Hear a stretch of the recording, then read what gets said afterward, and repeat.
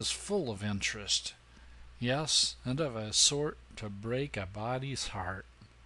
It's a bag of gold that is turned to dirt and ashes in my hands. It could save me, and save me so easily, and yet I've got to go to ruin.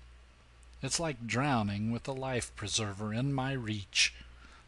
All the hard luck comes to me, and all the good luck goes to other people. Pudd'nhead Wilson, for instance. Even his career has got a sort of a little start at last, and what has he done to deserve it, I should like to know? Yes, he has opened his own road, but he isn't content with that, but must block mine. It's a sordid, selfish world, and I wish I was out of it." He allowed the light of the candle to play upon the jewels of the sheath, but the flashings and sparklings had no charm for his eye. They were only just so many pangs to his heart. "I must not say anything to Roxy about this thing," he said. "She is too daring. She would be for digging these stones out and selling them, and then, why, she would be arrested and the stones traced, and then—" The thought made him quake, and he hid the knife away, trembling all over, and glancing furtively about like a criminal who fancies that the accuser is already at hand. Should he try to sleep? Oh no, sleep was not for him.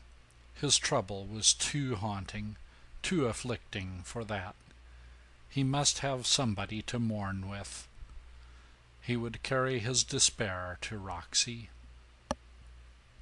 He had heard several distant gunshots, but that sort of thing was not uncommon, and they had made no impression upon him. He went out at the back door and turned westward. He passed Wilson's house, and proceeded along the lane, and presently saw several figures approaching Wilson's place through the vacant lots. These were the duelists returning from the fight. He thought he recognized them, but as he had no desire for white people's company, he stooped down behind the fence until they were out of his way. Roxy was feeling fine. She said, "Where was you, child? Weren't you in it?" "In what?" "In the duel." "Duel? Has there been a duel?" "'Course they has. The old jedge has been having a duel with one of them twins." "Great Scott!" Then he added to himself, "That's what made him remake the will. He thought he might get killed, and it softened him toward me. And that's what he and Howard were so busy about. Oh dear, if the twin had only killed him, I should be out of my— What is you mumbling 'bout, Chambers? Where was you? Didn't you know dey was gwine to be a duel?" "No, I didn't. The old man tried to get me to fight one with Count Luigi, but he didn't succeed, so I reckon he concluded to patch up the family honor himself." He laughed at the idea, and went rambling on with a detailed account of his talk with the judge, and how shocked and ashamed the judge was to find that he had a coward in his family. He glanced up at last, and got a shock himself. Roxana's bosom was heaving with suppressed passion, and she was glowering down upon him with measureless contempt written in her face. "And you refused to fight a man that kicked you, 'stead of jumping at the chance? And you ain't got no more feeling than to come and tell me that fetched such a po' low-down ornery rabbit into the world? Pah! It make me sick. It's the nigger in you, that's what it is. 31 parts of you is white, and only 1 part nigger, and that po' little 1 part is your soul. 'Tain't wuth saving. 'Tain't worth toting out on a shovel and throwing in the gutter. You has disgraced your birth. What would your pa think o' you? It's enough to make him turn in his grave."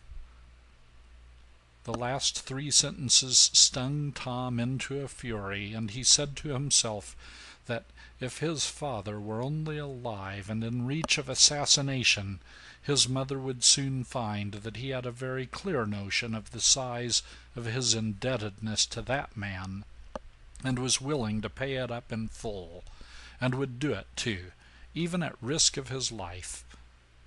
But he kept his thought to himself. That was the safest in his mother's present state. "Whatever has come o' yo' Essex blood? That's what I can't understand. And it ain't only just Essex blood that's in you, not by a long sight. 'Deed it ain't.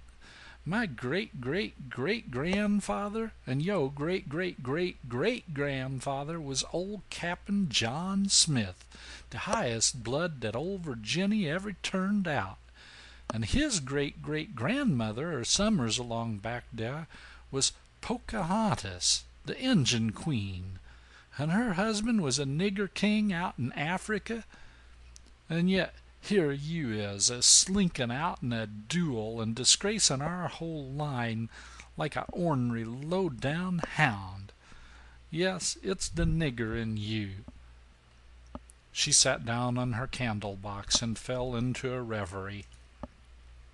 Tom did not disturb her. He sometimes lacked prudence, but it was not in circumstances of this kind. Roxana's storm went gradually down, but it died hard, and even when it seemed to be quite gone, it would now and then break out in a distant rumble, so to speak, in the form of muttered ejaculations. One of these was, "Ain't nigger enough in him to show in his fingernails, and that takes mighty little.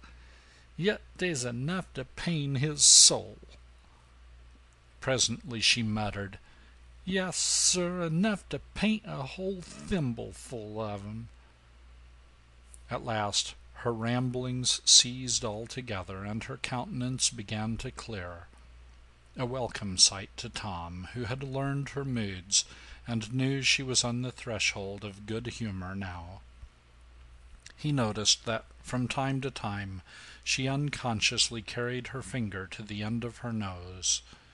He looked closer and said, "Why, Mammy, the end of your nose is skinned. How did that come?"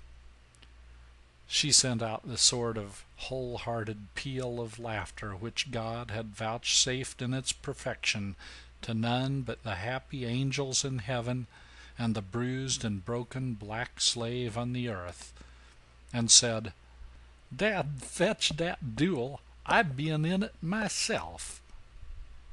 "Gracious, did a bullet do that?" "Yes, sir, you bet it did." "Well, I declare. Why, how did that happen?" "Happened dis-a-way. I's a-settin' here, kinder dozin' in the dark, and cha-bang goes a gun right out there.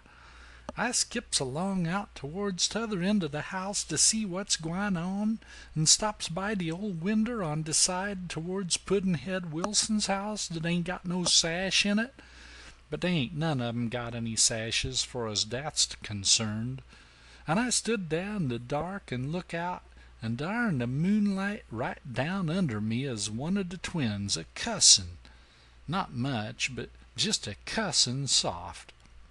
It is the brown un that is cussin', 'cause he is hittin' the shoulder, and Dr. Claypool he's a-workin' on him, and Pudd'nhead Wilson he is a-helpin' old Jedge Driscoll, and Pem Howard is a-standin' out yonder a little piece waitin' for 'em to get ready again.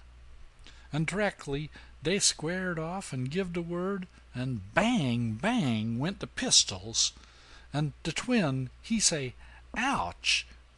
hit him in the hand this time, and I hear that same bullet go spat agin the logs under the winder, and the next time they shoot the twin say, 'Ouch!' again, and I done it too, 'cause the bullet glance on his cheekbone and skip up here and glance on the side of the winder and whiz right across my face, and took the hide off